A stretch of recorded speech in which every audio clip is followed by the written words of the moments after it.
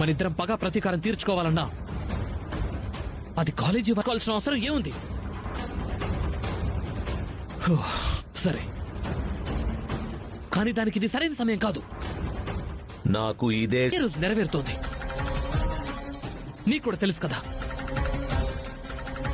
కలగంటున్నావా? లేదు, నిజం. 11. 11? రే ఉంటే నా గుండెల్లో దడ పడుతుందిరా. ప్లీజ్ మను, అసలు నీకేం కావాలరా? నా ఇంతకీ నువ్వు నన్నేం అడగాలనుకుంటున్నావు? నా తండ్రి ఎవరు? నా కన్న తండ్రి పేరేంటి?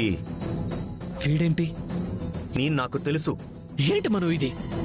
నీ తండ్రి గురించి నీకే తెలీదు. అలాంటి నేనిప్పుడు నిజం చెప్పను.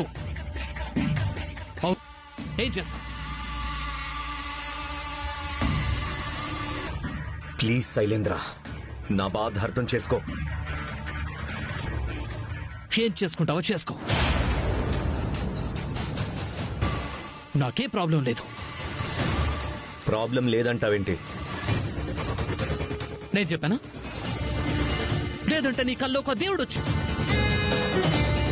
కానీ ఇప్పుడు ఈ శైలేంద్ర విలనిజం ఏంటో, అంటే ఈ శైలేంద్ర భూషణ్ అనే పేరు నా పేరు ప్రకటిస్తారు. ఎందుకు? నువ్వు చాలా కాన్ఫిడెంట్ గా చెప్తున్నావు కదా. ఎండీగా నిన్నెప్పుడైనా మంచిది, ఫోన్ చేసి తెలుసుకుందాం. సరే,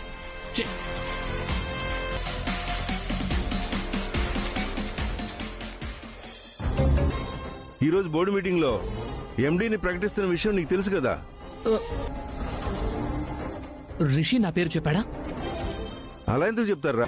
కానీ ఒకటి మాత్రం క్లారిటీ ఇస్తాను, విను.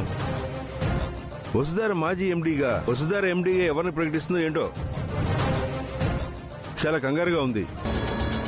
నా కళ ఇప్పుడు కూడా కన్నీటి పర్యంతం అయ్యేలా ఉంది. అవునా? తండ్రి పేరే కదా. అవును. నీ తండ్రి ఎవరు చెప్తే నన్ను వదిలేస్తావా? నా తండ్రి ఎవరు? నీ తండ్రి ఎవరో కాదు,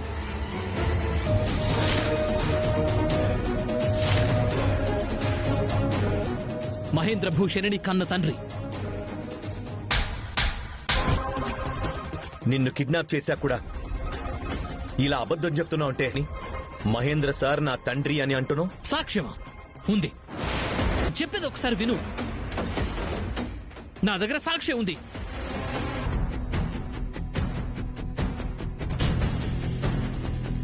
ప్రకటించబోతున్నాను.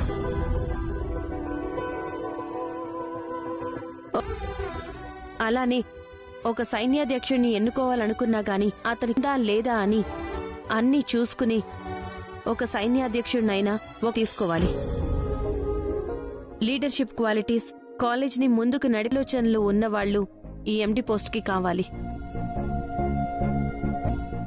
అందుకే నేను రిషి సార్ని ఎండిగా సీట్లో కూర్చుంటే అర్థం ఉంది. కానీ రిషి సార్ ఉన్నాక కూడా రిషి సార్ ఈ కాలేజ్కి ఎంత చేశారో మనందరికీ తెలుసు. అప్పుడు అనుకోని సంఘటనల వల్ల అది పెండింగ్ లో పడిపోయింది. అయితే దేశవ్యాప్తంగా ఇతర దేశాల్లోనూ పేరొచ్చేలా చేశారు, ఇచ్చారు. గుర్తుందిగా సార్? మీ విషయంలో లేదు వస్తారా, నేను ఒప్పుకోను. సార్, మీరు ఒప్పుకోనంటే కుదరదు.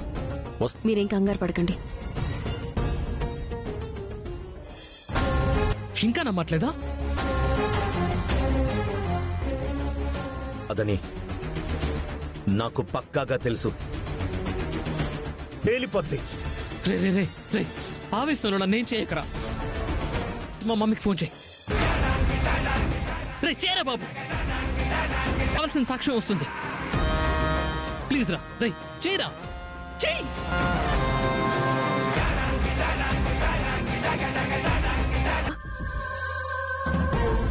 నువ్వు ఎండి పదవి బాధ్యతలు చేపడుతుంటే నేను ఎనీవే కంగ్రాచులేషన్స్.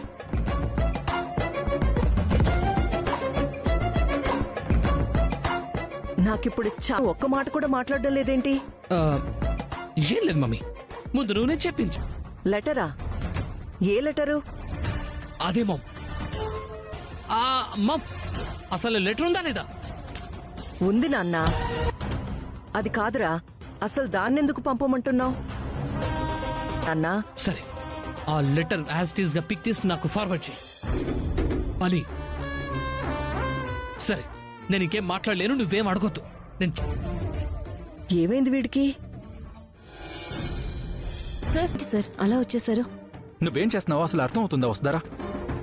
మాట ఇచ్చాను కదా. దుర్మార్గం కోసమో చేయడం లేదు కదా.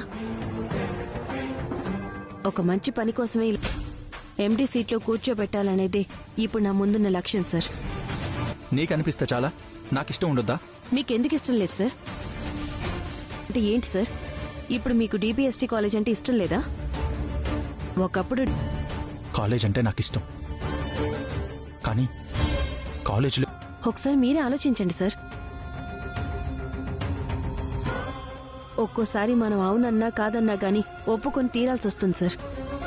వేయాలి సార్. వసుధారా, నువ్వు నన్ను కన్విన్స్ చేయాలని చూడకు. ఇది మీకు కన్విన్సింగ్ లా అనిపిస్తుందా సార్? నా భర్త ఇలా ఉండాలి అలా ఉండాలి అని ఒక భార్యగా నేను కోరుకోవడం మీరు ఇంకొకలా ఆలోచించొద్దు సార్. ప్లీజ్, చేయడం కరెక్ట్ కాదు. ఆర్గ్యుమెంట్ అంటావేంటి వసుధారా? అంటే నీకు నా మనసుతో పని లేదా? ఎందుకు ఇలా మాట్లాడుతున్నారో నాకు అర్థం కావడం లేదు. ఇప్పుడు ఎందుకు ఇలా మార్చేవాళ్ళు? ఈ కాలేజ్ని ఒక గొప్ప స్థాయికి చెల్లాచెదరైపోయే పరిస్థితి వచ్చింది. మీకు కనిపిస్తుంది కదా సార్? సార్, కాపాడుకోండి ప్లీజ్. రండి ప్లీజ్. నేను ఫోన్ చేస్తే అసలు ఇప్పుడు ఆ లెటర్తో పనే ఉంది. దాని గురించి ఎవరికైనా తెలిసి వాడు ఖచ్చితంగా ప్రమాదంలో ఉన్నట్టే. సర్లే, మళ్ళీ ట్రై చేద్దాం. అక్కడ ఏం జరుగుతుందో తెలుసుకుందామని. నీకు తెలుసు, ఆ విషయం మాకు తెలియక మేమే చాలా కంగారు పడుతున్నాం.